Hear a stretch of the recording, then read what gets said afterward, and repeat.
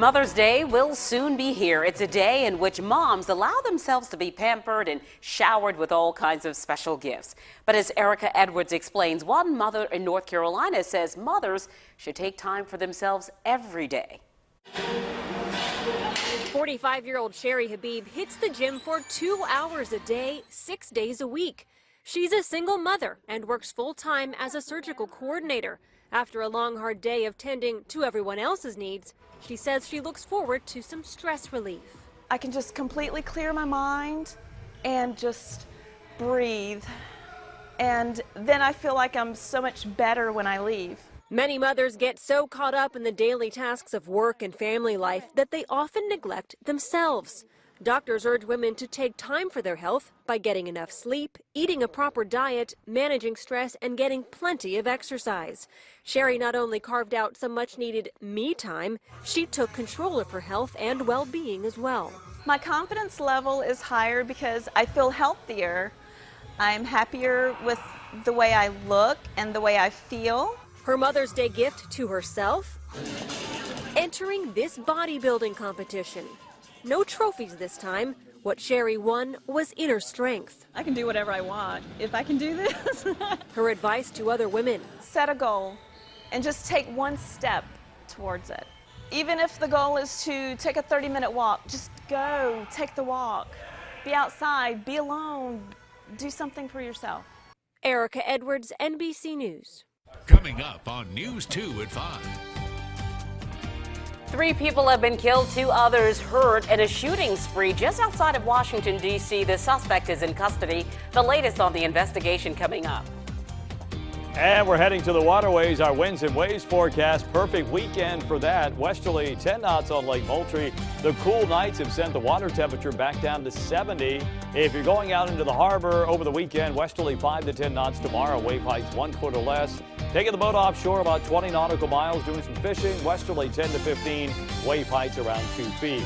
Don't forget that high tide higher than normal, 8:37. Could see some shallow coastal flooding. Low tide again tomorrow morning at 3:05. You're watching News 2 at 5.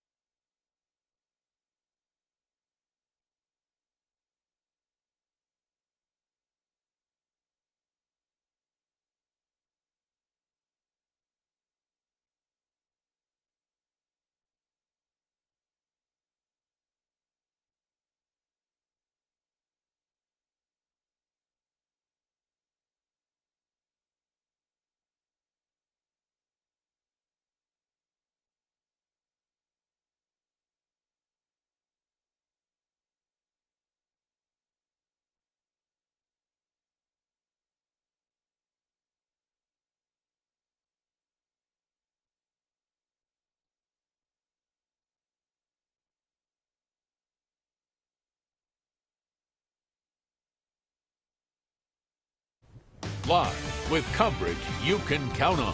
This is News 2 at 5. A suspect has been arrested in connection to a rash of shootings outside of Washington, D.C. that's left 3 people dead and 2 others wounded. Mark Barger reports. A suspect in custody, believed responsible for shooting 5 people at 3 separate locations over 2 days in suburban Maryland, outside of Washington, D.C. The first shooting happened outside of a Maryland high school Thursday afternoon, where a woman was killed. The suspect is the victim's estranged husband, Eulalio Tordil, a Federal Protective Service employee who was involved in a custody dispute with his wife.